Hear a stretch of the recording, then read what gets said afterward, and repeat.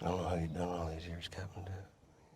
Seeing all the things you've seen, doing all the things you've done, I mean, makes you feel inhuman after a while.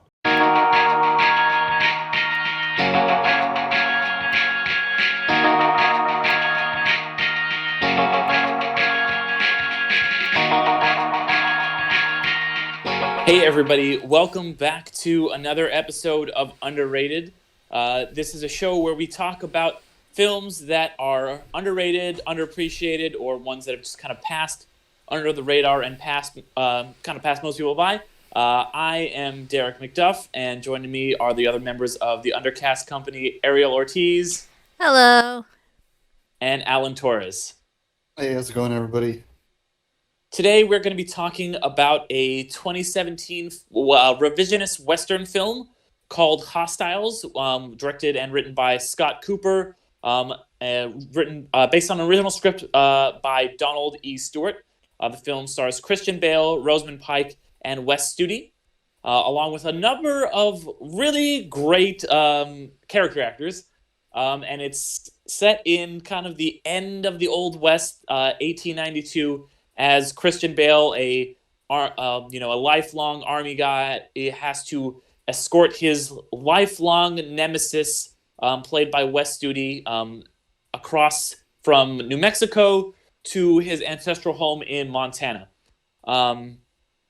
It is a true revisionist Western film. It is very brutal and gritty and realistic and kind of, all about, instead of romanticizing the West in the past, like a lot of Westerns that, the classical Westerns have, it kind of just portrays it in its stark brutality and its realism, for better or for worse. This is a film that I picked. It was my turn to pick, and I kind of took a page out of Alan's book and decided to choose something that I had never seen before, but had always really wanted to watch because I meant to see this when it came out in theaters, but I never got around to it. It's not really on any streaming services and never really has been, as far as I'm aware. So I decided to kind of, roll the dice and see how it would turn out. But I got to say that I was very, very impressed with the film. I went in with, very high expectations, and I do feel like it surpassed them. Very emotional film for me. But before I get too deep into it, I want to hear what you guys thought of it. Yeah, so for me I it's been a movie that I have been seeing on a lot of people's lists of movies that you should check out, 'cause following Instagram movie review kind of like pages and stuff like that. I've been coming across it a lot more lately. So I was definitely like on board with us watching it, and yeah, it jumps into the brutality, like a realism brutality, like just from the beginning. Like I was not expecting a guy to be scalped within like 3 minutes of the movie starting. um and yeah, it's definitely was really great story. Christian Bale, of course, brought his all to it. We kind of inadvertently brought in another movie with another Peaky fucking blinder. There's the character at the end, like the last guy, cavalry guy to get killed, is played by the same guy that plays Arthur Shelby in Peaky Blinders. So with our last episode of Free Fire, and then this one, we got to the Shelby brothers. But yeah, it was definitely really great movie. It is a bit of a slower burn, like westerns are. So yeah, definitely be in that right mindset. But it's definitely beautiful imagery. I mean, there's that one shot with them walking through like the forest and it's raining, and I was just like, oh, it looks so beautiful. The cinematography, Oh, holy cinematography, shit. yeah, beautiful. God Uh-huh. damn. Yeah, and it was definitely, yeah, a hardship of seeing these characters both on both sides, and I really did love how their relationship progressed and how they both kind of in the end realized like we're we're both at fault. We both are fighters. We both killed each other's people and stuff. And like for what, like we're especially with the end of like you getting that deliverance of like they've made it to the ancestral home, and they're doing the burial, and then just to have these essentially colonialists kind of like come up to them, and like it's a shock of realism. I mean, a shock back to reality for these characters that is very sad. And I mean, yeah, definitely like a bittersweet ending. I did love though that at the end, like he did get back on it. Like we'll talk about it more, but definitely a bittersweet ending, but definitely such an enjoyable movie. Very powerful characters and acting, and truthfully, like when Rosamund Pike showed up, I've only really had like a bit of my most like iconic experience with Rosamund Pike is Gone Girl. So to see her, I'm like, oh no, this crazy crazy woman.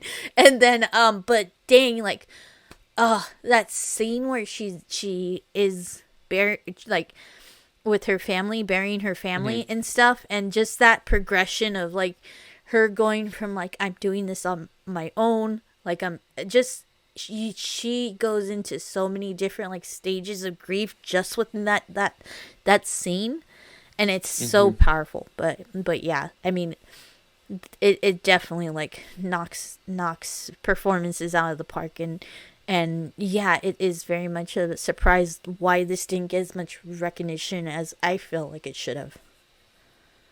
Yeah, for sure. I can kind of answer that. I guess in a way. This was also on my list. I like westerns. I'm kind of I wouldn't say a big fan, but like I'll never say no to seeing one. And this was also on my list. And when it came out in theaters, I was actually supposed to go see it with a friend, but I think we ended up just going to go get drunk instead. But yeah. Unfortunately for me though, like I did go in blind. I was like, you know what? I remember I wanted to see this.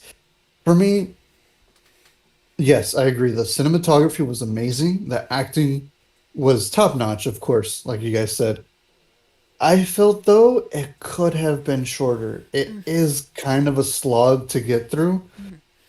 For me, like I understand some westerns can be slow. Like it reminded me a lot of this other western, Bone Tomahawk. I don't know if you guys have heard of that one. Yeah. It is very much that same kind of vein of revisionist westerns. Yeah, like that one is always advertised as like a horror western, but I'm like, it's not at all. Like at all. Like this movie and Bone Tomahawk can kind of almost fit in the same style of like, it's just intense. Like that opening scene was very intense, and I felt like that pulls you in because you're like, holy shit, what's going on? But it kind of just slows down all the way till the end. Like that was kind of my biggest gripe with the movie is that it hits about what, like it's about 2 hours and 10 minutes, 14 minutes. And this movie I felt could have been at least an hour and 40 minutes because the plot is pretty simple, it's straightforward, but there was too many times where I felt like they were really trying to just capture the beauty of like the journey and everything, which is great. But there's times where like I remember there was one shot of Christian Bale around the end after like the big battle and stuff. After they put Yellowhawk into the ground and stuff, after they buried him and everything. And I just remember there's just a shot of him, and I swear that shot lasted like a minute and a half. And I was like, you could have cut this shot off by like a minute. Like it didn't have to be so long. That was kind of my only big gripe with the movie. Like I enjoyed it for what it was, but I can see why some people might be turned off because it is very slow. Like it is a very, very slow film. For me, it was a little like I don't mind slow burns, but this one was a little too much where I felt like I was an hour in and I was like, oh my God, this needs to pick up. But that's just how I feel for it right now. But yeah. So we'll see. For me, I like the slow burn nature of it, and like the time that it gives you to kind of breathe and just like, because it's so intense. And Christian Bale does have this arc that, if I feel like it was quicker, if it was a quick movie, it wouldn't feel earned, and it does really take its time to earn it. And it, like Ariel was saying, it is kind of in that tradition of just like westerns with like you are taking in the beautiful scenery, and it almost feels like, in a lot of ways, a direct response to a movie like The Searchers, which I don't know if you guys have seen, but it is very much a a more it has revisionist elements, but it is a classical western through and through. And that's just John Wayne at his most, just like he's just like a racist piece of shit in that movie. He's like, I mean, he's playing one. So he's playing not exactly against type. But he, it's about him just kind of like going in on this like this long thing, and you have all these beautiful vistas and stuff like that.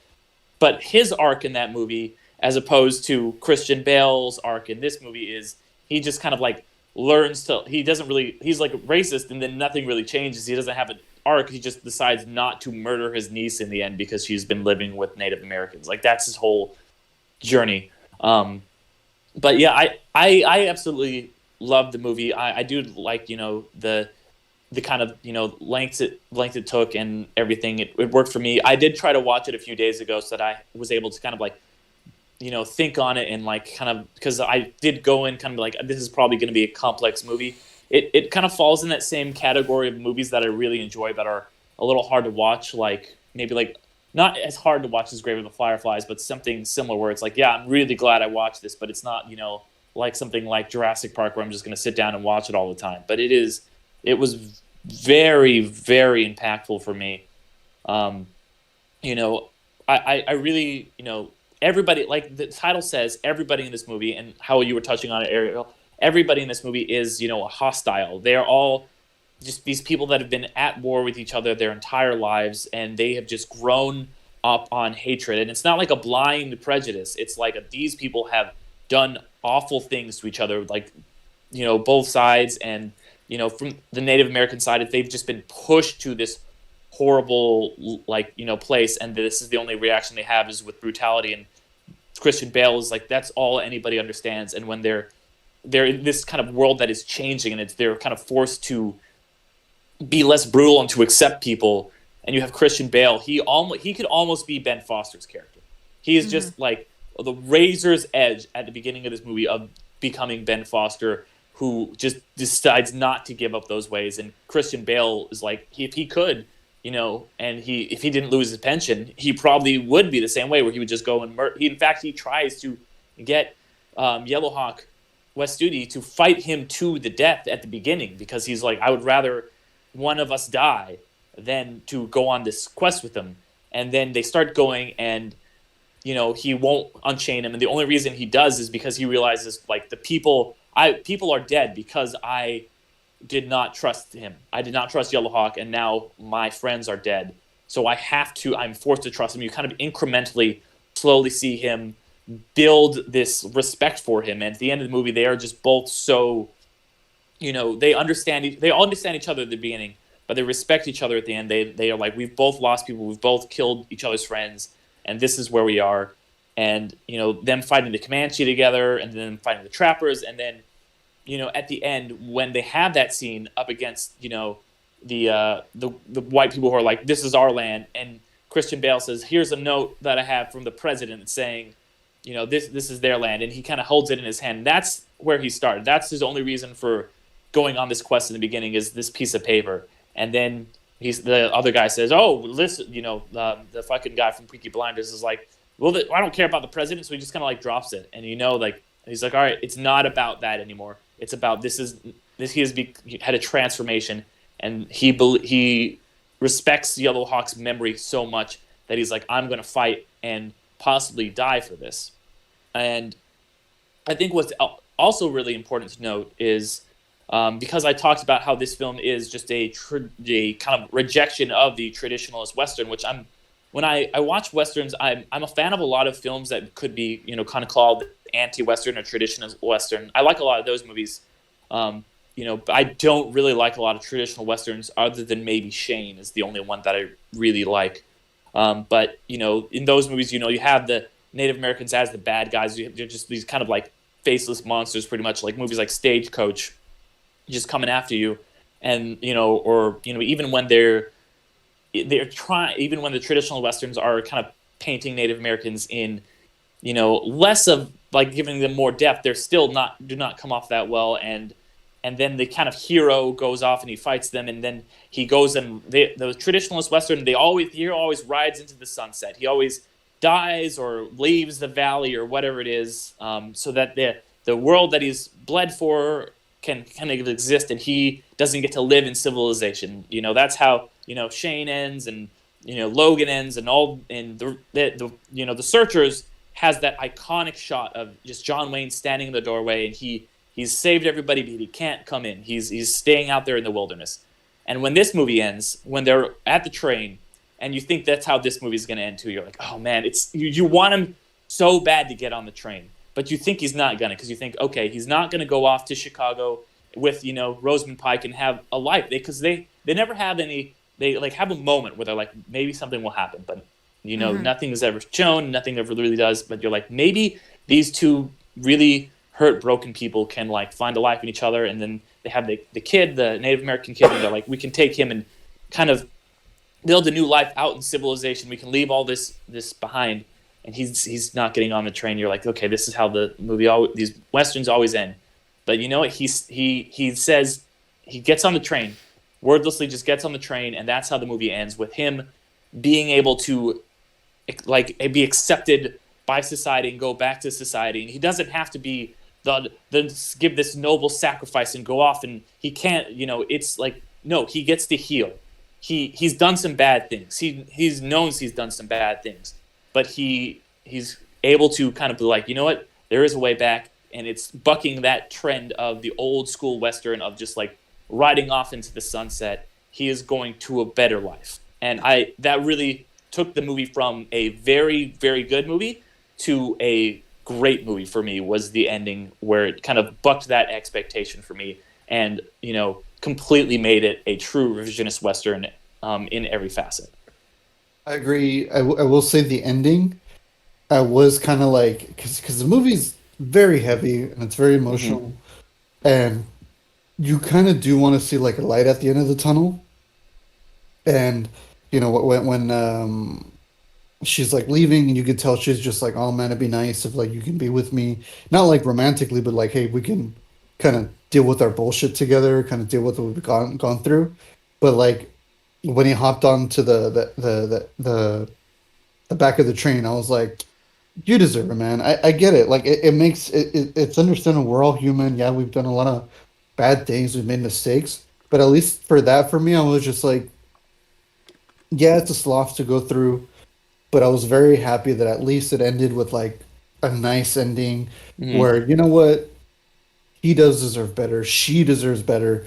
Little Bear deserves better. Like, come on, man. Like we've gone through all the pessimism through a very long 2-hour movie. At least let them be happy. And I really, really appreciated that at the end. Yeah, I mean, definitely. I feel like that kind of Moses, waiting just outside of the promised land, and not making it completely there.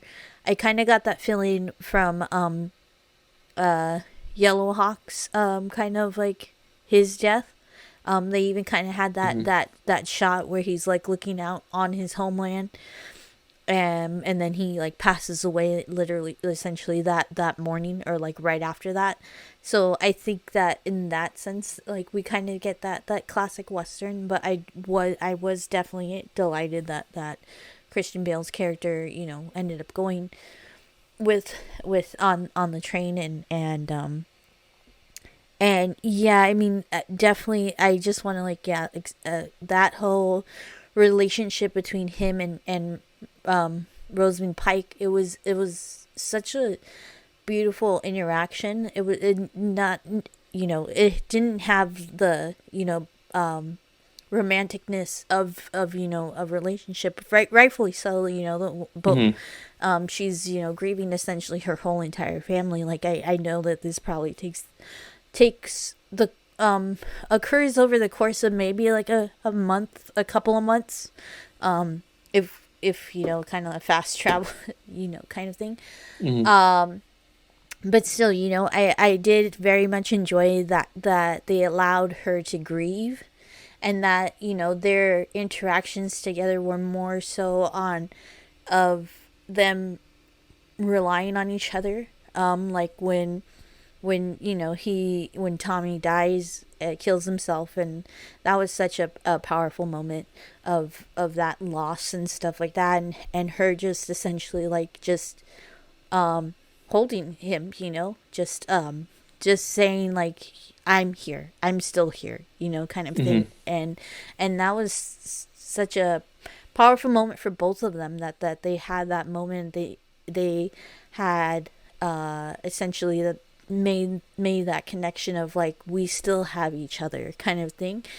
And yeah, it's definitely like, I really enjoyed like the character development of this movie, and with especially of course with Christian Bale's character, but also with Rosamund Pike's character, and just like that they started off essentially alone. Christian Bale only had his comrade, or his soldiers, and yeah, they were people that he became family with, but still, something that humanity was kind of like missing for him. And then for her humanity kind of got stripped away, like with her family, in a way. And then just for them to kind of find that humanity again and that hope again, definitely was a really great moment. And then and then with Yellow Hawk and his family, that whole just never giving up hope, and them kind of like passing that hope to the other characters, was definitely very beautiful thing. Yeah, and you definitely feel that kind of like you can like, you feel like you can kind of breathe when he gets onto that train the first time in 2 hours, because it has been so like nerve-wracking in a really good way. And you've seen Yellow Hawk, he lived his life, and he's kind of accepted it, and he accepted that he was going to die, and then you have Thomas, he has that, he just is broken, and he like by the things that he's done, and he's just like, he has that speech where he's talking to Jesse Plemons, and he's like, killing is like nothing to me, and Jesse Plemons is like, I don't want to become this, and he breaks down and starts crying to Yellow Hawk, and then he goes down and hunts down Ben Foster, and Ben Foster, like they all these characters, you just see they end up broken and dead. And to have Christian Bale be like, I'm going to stop this cycle, I'm not going to go the same way that has happened to these people that I've cared about, all of them, and I don't want I don't want this to happen to me too. I want to break the cycle, and it's kind of, that's the old West dying out, and I mean, this new world coming in. You could see it as he literally kills the old version of himself in a way, because he kills that white guy. It's the guy from The Walking Dead. It's Herschel from The Walking Dead. He literally kills him. It kills him, and that's who he was, at the beginning of this journey. He was one that was prejudiced against, Indians, saw them as just being savages, and he would have been a person that he would have agreed with, at the beginning of this journey, but instead he kills his old self, and, metaphorically. Yeah. But yeah, and I just got to say also, just like the character actors that are just present in this movie, like I got to shout out all of them, because they really got such a cast. Like, Ariel, you text me, we had the exact same reaction. We're like, Timothy Chalamet's in this, because it was right before he blew up. They got the Chalamet, and he only said 4 lines sounding French in a French accent, and then Yeah. sadly he was the first to die. French And I was like, accent? Yeah, he you didn't had notice he was a that? French I did not notice that at all. Oh, because yeah, he Timothy, 'cause mumbled. He mumbled. he's just like, Okay, why you I'm gonna take be real. me on this? Who is this kid? I've been The seeing this kid Chalamet? everywhere. The Like, Chalamet? like I know who he is, but like this kid is just fucking everywhere. Like No, he's I know he's actually a in like really Call good Me by Your actor. Name. Yeah. Like No. he's in like everything now, and like I always hear two things about him: that he's a good actor, but he's just like a super silly, stonery sounding kind of guy. Like Yeah. Well, yeah, so like look at no, hostels in and real. like Call Me by Your Name. So please go and watch The King, and then go and watch Oh my the God, that's another SNL one. skit with him and what's his name Pete Davison, and then you'll have the two spectrums of who Timothy Chalamet is essentially. The King is worth it just for him and Robert Pattinson Oh, having yeah. that one monologue. Like, The King is okay, but like that scene is just like, this is the weirdest shit. Like, what is happening right now? I love it. That and his battle speech, like along the lines of Aragon in Return of the King level, you know. Those, but yeah, that's the spectrum of Timothy Chalamet. Yeah, And but then- yeah, Chalamet, but yeah. But yeah, Chalamet, of course, I already kind of in passing mentioned, Jesse Plemons is in this, and this is right around when he was kind of blowing up. Like, Jesse Plemons, fucking incredible. Like, there's a reason, like, he's just so, like, kind of stoic, and, like, of course, all the main characters, Adam Beach, he's really great in this. Gotta mention, Peter Mullen, obviously really good. Let's see. The main guy from Lovecraft Country. Yeah, Lovecraft I'm trying to get his name. Shout out to him. Yes. Oh my God, I can't remember his name. He was amazing in Lovecraft Country. I honestly recommend everybody to go watch it. Lovecraft Country is absolutely amazing. It's a trippy show, and it's Jonathan just, Majors. Yeah. There you go, Jonathan Major. He's so good in it. Like everybody in that show is amazing. I can talk about that for days, but yeah. Oh, and can Yeah. I just say, like relationship ended up being such a amazing relationship too. Like when he was saying goodbye to him, my that's God, the thing yeah. that's amazing. Like you didn't get that kind of feel of their relationship up until that point, but then it only took that one scene to like gather like how much respect they have, and then definitely him being a black soldier in the cavalry, and seeing that like like camaraderie and like without any, because in truth this time there was segregation still, barely slavery, it had ended and stuff like that, and so just to see that relationship was such a beautiful thing. Man, and that scene, man, like Christian Bale like made me start crying, because like he was starting crying, and I was like, oh my gosh. But They honestly were both amazing in that scene. Like, Yeah. wow.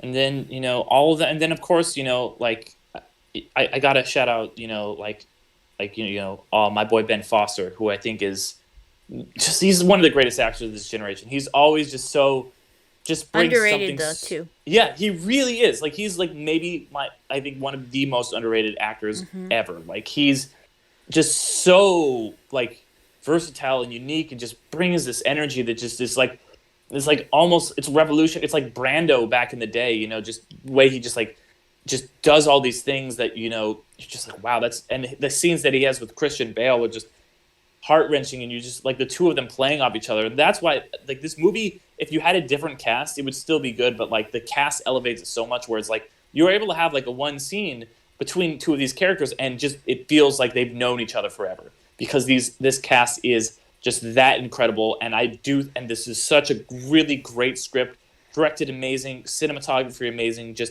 and it is very relevant to today. I feel like it is a Western, and it is like, okay, but it's like, yeah, this, you could, I was watching some behind the scenes stuff, and the director's like, you could, it's a Western, but you could also set this, in Afghanistan in 2011, or in, in the Congo in 1930. And it's just because it is very universal, just about all these things, about just having this visceral hate for other people, and just it's so just, it really moved me. It really just got me on a deep emotional level, and I really can't recommend this movie enough, honestly. And I think it is, it is also really, other than it just being a good movie, it is a very important revisionist Western, because that, I think that it is kind of like, oh, it's about the end of the West, and it's on a meta level, it is about the end of this kind of like, this kind of story that we've been telling about the West. It's the end of that kind of mythic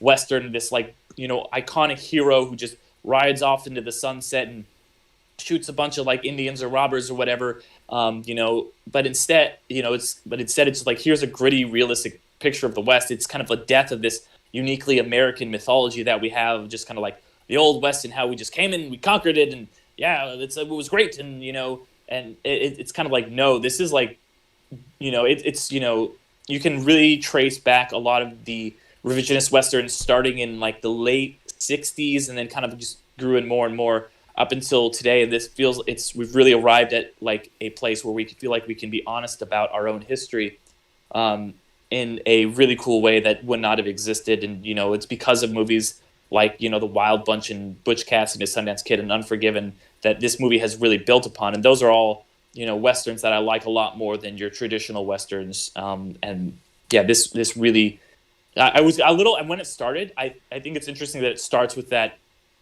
quote, by D.W. Griffith, and that like Indian attack, because it is like Comanche attack, because it is like, it starts out like what you would expect like an old Western to start out with. And it's like, here we're starting with these kind of like traditional tropes, and then we're just going to break them down over the course of the movie. So you feel like the characters in the movie, you're like, at first you're like, okay, like they were attacked by Comanche, and you're maybe like, okay, this was very brutal, and you feel for them. But, over the course of the movie, you do kind of go on this emotional journey and, break down these tropes and these stereotypes. It works on so many levels that it really, really impressed me. Yeah, and I mean, definitely like having that line or that discussion that Yellow Hawk says about the Comanches are rattlesnakes. Like we dislike them too. Like they were our enemy too. Like so it even adds that layer of like, that is in truth and in reality, that no two like groups of people are the same. Like one group of whites is different from another group of whites or blacks, like all that like Mexicans, all that. And so it was definitely like, even having that kind of branching of stereotype was a refreshing thing, and definitely like kind of brought to light like, yeah, like there are savages, true savages within any kind of community, any kind of race and stuff like that they are radicals and all, and yeah. Yeah, it's not an us versus them, because you have the Comanche attack, and they that was awful, but then you have like Ben Foster, who's a murderer, just kills in the end. Then you have like the guys at the end who are just like, this is like, this is our land, we own it, and I love that. Didn't they just want to bury Yellow? Yeah, they just wanted to bury Yellow Hawk. Him. Like his family was going to go somewhere else. They just wanted to bury him, on the land.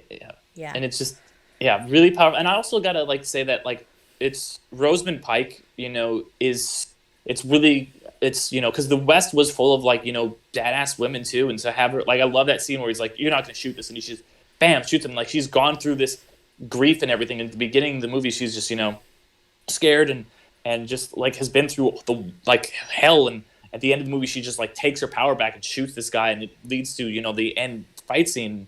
It just because Westerns have traditionally kind of like been like, all right, here's this kind of white savior guy, and then the women and then like the Native Americans are kind of just like villains or like damsels in distress or whatever. But this movie really makes everyone fully fleshed, black people too, like just fully fleshed out characters, and just real real people, not like these idealized versions of whatever. And just I don't know, I think that's what it was refreshing, is that they were just people too. Like, Hmm. I did love that they didn't make an acknowledgement of Jonathan Major's character of like, oh, he's Hmm. black. He's no, he's a soldier, you Yeah. know, and that was such a beautiful thing. And then of course, like, it isn't until you take a step back and see, like, oh, like this is actually a beautiful, like, or powerful, you know, kind of telling of a story, because like that's how good storytelling should be told. Like, it doesn't matter how they look and stuff like that.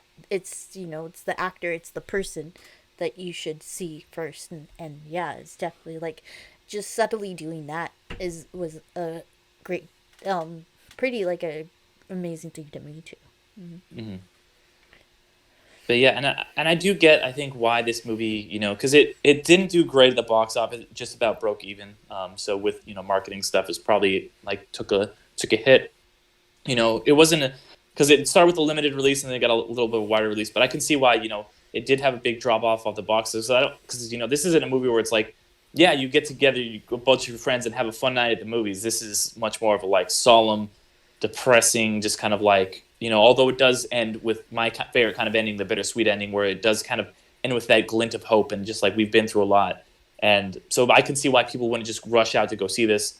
I kind of wish that it had gotten more respect at like the award, like the awards and stuff. It didn't really get any Oscar look-ins or any Golden Globes look-ins or anything like that. It was kind of just ignored on that circuit, which is really a shame, because I think that the writing, the direction, and then especially the acting really should have gotten some love. But westerns are kind of almost fallen out of vogue in a lot of ways. And they're all, the classical westerns for the most part are done, but you do every once in a while get these kind of traditional westerns or revisionist westerns and anti-westerns, whatever you want to call them. So I don't know. I just wish that it had gotten more love and that more people had seen it, because that's why I wanted to choose it, because this is a movie nobody really has seen or talked about, and I have always wanted to see it, and I'm glad we all got to kind of like watch it and talk about it now. I agree. It was definitely an experience.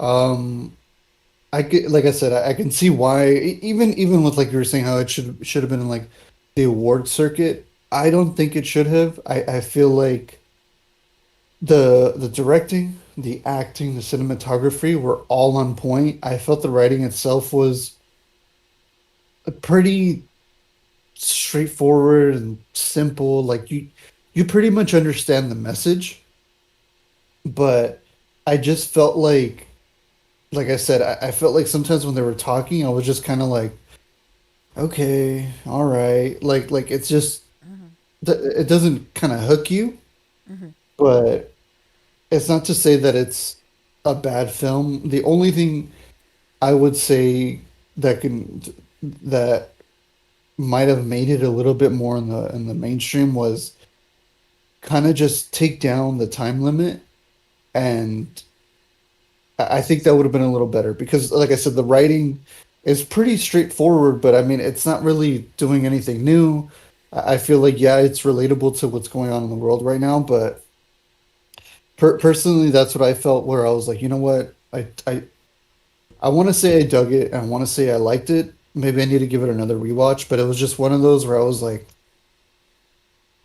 like when I start going, they should have done this, they should have reworked this, or they should have like done this. That's where I start going, okay, you know what?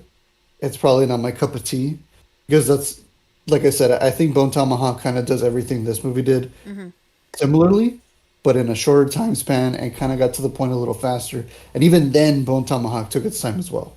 But that's just me. Like I understand why it wasn't like as up there as other films, but also I still feel like if you're into westerns and you want something a little more realistic, I know there's that Cormac McCarthy book, Blood Meridian. I Blood mean, Meridian, if you which like has they've that, famously tried to make into a movie for years, and it's been in developmental hell. Like it keeps failing to get made.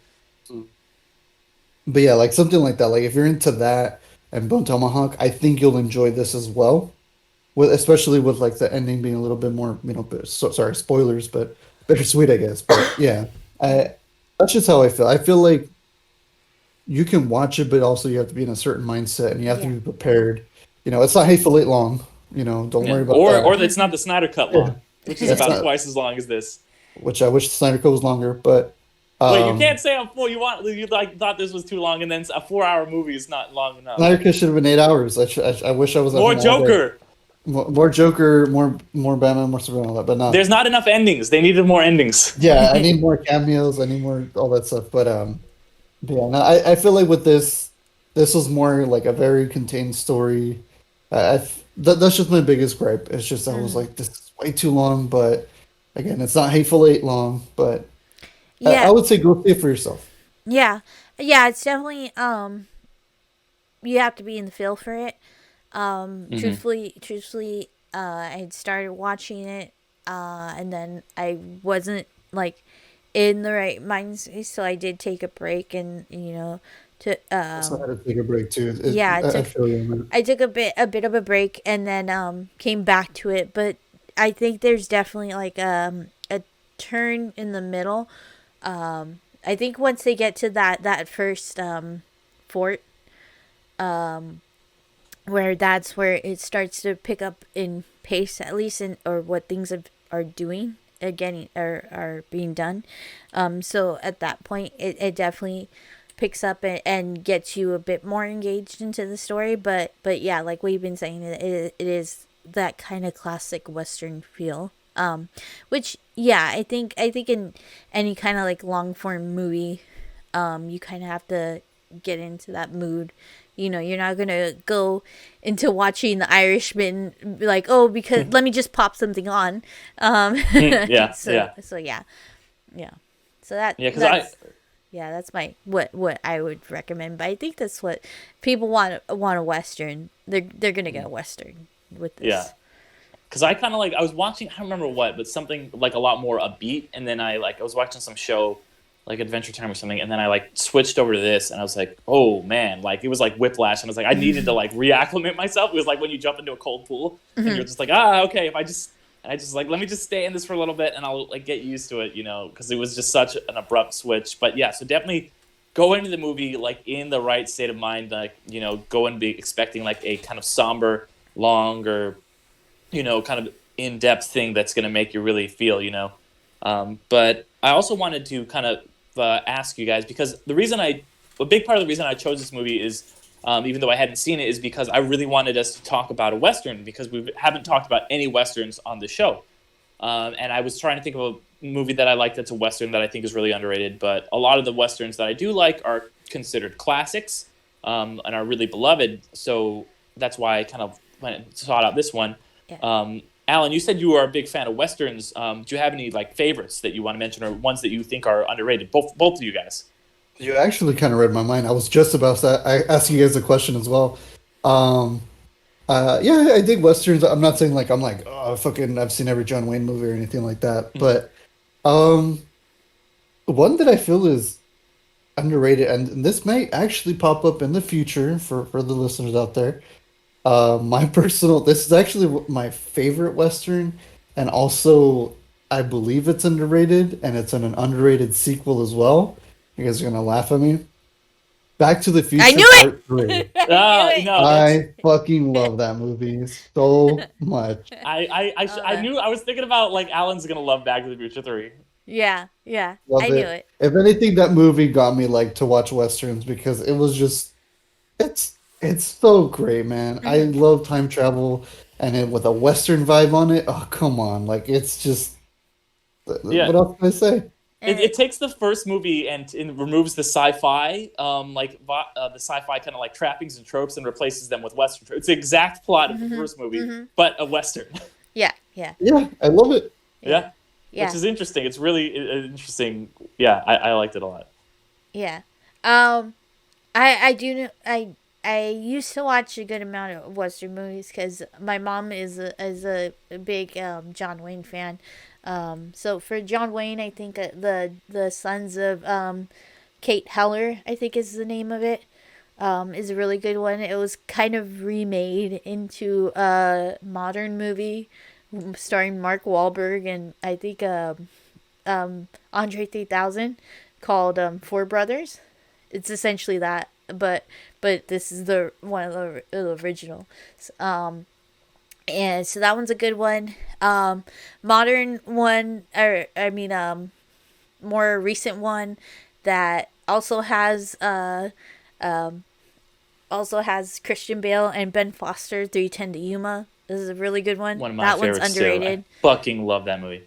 Need to watch it. That one I always hear about, and I always kick myself in the ass where I'm like, how did I not see it? Especially because I was like, when like Christian Bale was like on top of the map after Batman Begins, The Dark Knight and stuff. So I was like, oh, that was calling me. But real quick, my close second, or my second place, which is also a modern one, Django Unchained. Django Unchained, yeah. Okay, I like Yeah. Django. Love that movie. One of the recent ones I saw like maybe like 2 years ago, that was actually pretty good is The Sister Brothers. It's the one with Joaquin Phoenix and John C. Reilly. That one ended up being like, it's insane, but it is actually a pretty good Western movie. They're essentially like, you know, like kind of bandits a bit. So that one's pretty good. Yeah, like I think like I was looking while we were talking about Ben Foster, I was looking at his like IMDb, and he's kind of like kind of does like modern Western movies, like Hell or High Water is like you can consider it as a modern Western movie. Oh my god, that is definitely a neo Western, and that was one I was going to mention. I fucking love Hell or High Water. Yeah, so Me and my brother will always be like, Hell or High Water. yeah, and so yeah, there's like all these really good Western movies. I mean, definitely True Grit is a classic one. Both the original with John Wayne, and then the new one with Jeff Bridges. Definitely really good Westerns. The Magnificent Seven a bit. Kind of like that about this like kind of like end of the Western kind of era. You got Tombstone and all that. So yeah, definitely. Yeah, I mean, like a lot of the ones you guys said are a lot of my favorites. Like I said, I don't think there's a lot of ones that I think are really super underrated, which is kind of why I went for this. Maybe the remake of Magnificent Seven, I think, is like just a solid action movie. It's not like an amazing movie, but it's just like if you wanted to see some action, like it has one of the best like ending fight shootouts of any movie ever. Good character actors too with that one. Yeah. There is a lot of, and it does a really good job of having like a really diverse cast in a Western, which is something that is been sorely needed until now. But yeah, like all the ones you guys said, only ones that I think are pretty underrated. I mean, they're kind of like people like them, but they're kind of just like they're not really like. They're kind of like middling movies seen by a lot of people, but I fucking love both of them, and that's the Shanghai duology, Shanghai Nights and Shanghai Moon. I fucking love those movies. Like they're so good, and the concept is so brilliant. I've been waiting for that third one since like 2003. You want to know how long it's been since the second one came out? Aaron Tyler Johnson is the kid in that movie, and now he's like, jacked and giant, and he was just like, my name's Charlie Chaplin back in that one. Oh yeah, Charlie Chaplin, yeah. But yeah, I fucking love like Shanghai Noon, great like just kind of like comedy take on a Western like that really hasn't been done that well since other than maybe Blazing Saddles. And then, that's another one. Can we consider that as a Western too? Oh yeah, of course.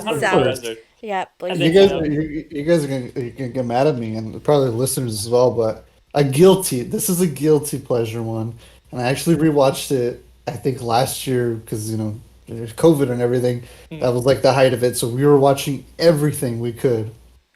And I'm not gonna lie, man, I dig Wild Wild West. It's so stupid and wild. It's so fun, man. It's just the giant spider. Okay, go. The giant spider that was supposed to be in Superman Lives. Yeah, that's the one thing that lived. Yeah. Yeah.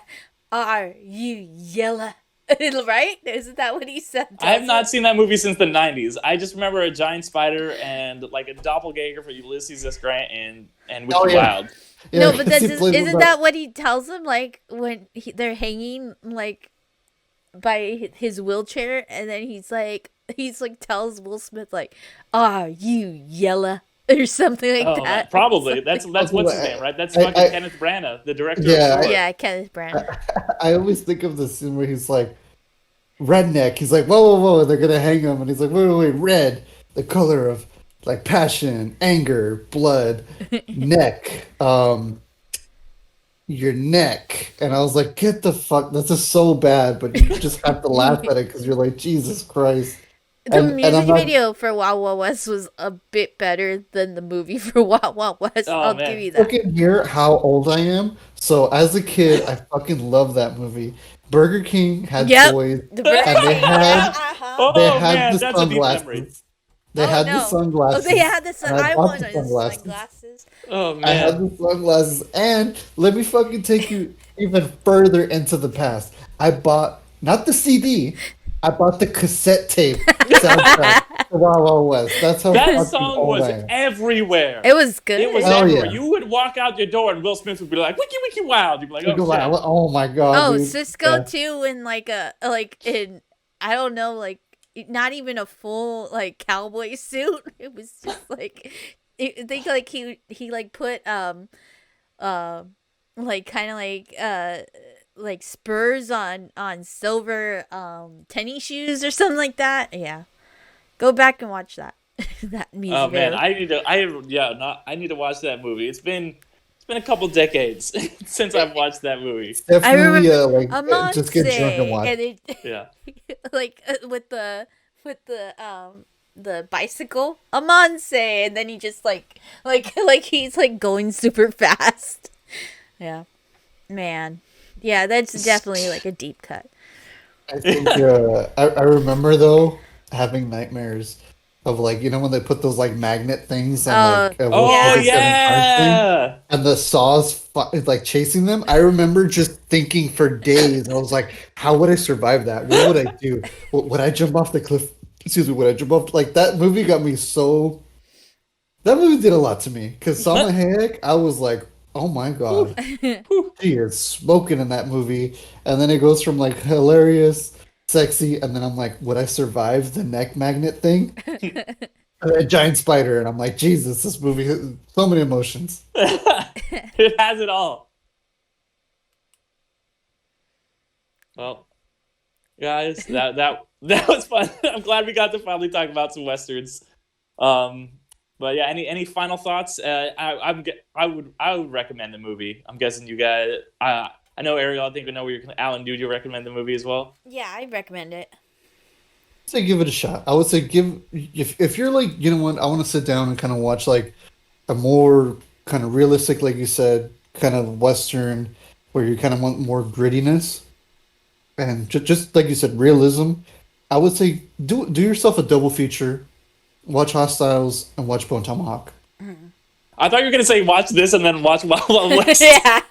I was gonna say, and then if you want some dessert, watch You- Wild Wild West. Yeah. Yeah, if you need to we need to It's relax and definitely just a take your dessert. mind off things. Just yeah. Yeah. I do actually need to. I know about Bone Tomahawk, but I haven't seen it. I need to I- watch it. I was told it was like very gruesome. Like it was like the way that my mom and my uncle like talk about it, it's just like, oh, Bone Tomahawk, man. Like, so I guess like it might be a bit gruesome, but not by our standards nowadays, you know, Honestly, like in the age yeah. of the boys and Invincible though. Yeah. I very much agree with that because I was led to believe because like I said, when I heard about it, it was like horror western, and I was like, "Fuck yeah, I want to see a horror and western." But it honestly feels like it's way more closer to Hostiles, where it's more. There's gruesome scenes. There's a little bit more action. It does have that slower pace as well, but a lot of the gruesome stuff is in like the last 15 minutes of the movie. But again, if you're watching Invincible and The Boys and stuff like that right now, you're gonna go into Bone Tomahawk and be like, yeah, that's like normal gruesome, I guess. Like, Yeah. that's the best with it. Because when I saw it, I was like, oh yeah, that's kind of bloody. Yeah, it's not as bloody as I'd like it to be, but me personally, but I was Yeah. like, yeah, it's good. All right. Well, thanks everybody out there for listening. We've been the Undercast Company, And you can, if you liked what you heard, go ahead and subscribe to us on whatever podcast app or YouTube, however you listen. Want to make a quick announcement here. Upcoming. This is going to be after this episode. We're going into the summer. So this episode is is going to come out at the end of May if you're listening right now. But for the summer, so in June, July, and August, we're going to be doing another kind of mini series, and it's going to be called the Summer of Sequels, where we are going to be talking. Each of us are going to pick 2 sequels, and we're going to talk about just kind of sequel movies that we think are really underrated or need to be seen or whatever, ones that don't get the respect they deserve. Like Alan kind of hinted at earlier. So yeah, summer sequels. That's going to be what's going to be coming up in the next 3 months. We're going to be kind of trying something out and having some fun with this. So stay tuned for that. We also do a couple other podcasts. Ariel does one called You've Never Seen, which is where some of us have never seen a movie that we really should have seen because we're all movie buffs. So she introduces it to us, or sometimes we might introduce her to a movie. Speaking of Westerns, I'm probably going to make her watch Wish Cassidy at some point in the Sundance Kid. And then I also do a show. Hey, sorry to interrupt. Yeah. I might join you guys on that because that's actually a movie I've wanted to see too. Ooh, okay, yeah. So I might I'm jump on that excited. one. Yeah. I'm excited. Yeah. And then, look forward to that at some point. And then I'm really excited to show both of you guys that. Like, I'm giddy. But then I also do a show called Gateway Episodes, where someone will get me to watch a show, or I will get someone to watch a show by showing them like a gateway episode of the show. Like, what if you really want to know what the show is about, or you really want to get into it, you got to start with this episode. It'll really grip you. It'll really grab you. It'll really show you what it's about. For example, the episode we had come out earlier this month, Ariel introduced me to Legion, and I was right on board right away. But yeah, we've got those podcasts. We've got one called Infinity Stones and Dragon Bones that comes out sporadically when we talk about Marvel movies. But yeah, follow us on Instagram, Facebook. We've got a Patreon if you guys want to support that way. Or just, but what's even better is just give us 5 stars. And that really helps the show get noticed. I don't know, anything else you guys wanted to mention before we wrap up here? Real quick, guys, just you know what? We love to hear from you guys. I'm a big fan of hearing from everybody. So please comment on our Instagram, Twitter. I kind of finally fixed my Twitter as well. So if you guys want to tell your Twitters out, mine's at Batsy430. Look us up, talk to us. Instagram is always at Batsy430. I also kind of do a little bit of a guest podcasting as of late with Los Muchachos Media. So check them out as well. We've been talking about like Falcon and Winter Soldier every now and again. I think we were talking about Mortal Kombat and stuff like that. But please, reach out to us. I'd love to hear from you guys. I wanna know more, and tell us what westerns you guys like. What westerns that you would recommend. Mm-hmm. Yeah. Yeah, definitely. Yeah. Email us at undercastcompany@gmail.com if you got any suggestions or you want to talk to us. Hit us up on Twitter, Instagram. I'm at Derick's Photos on Instagram if you want to check me out there, or check me out. I've written some stuff on Medium too. But yeah, Ariel, anything you wanted to mention? Yeah, I'm on Bandana B 310. So you could send me that too, or tag the underrated podcasts, or undercast, sorry. Undercast Undercast Company on Instagram, or Undercast Co on Twitter. Yeah. All right, well, everybody, thank you so much, and I'll see you in another life. Thanks for being amazing. Take it easy, y'all.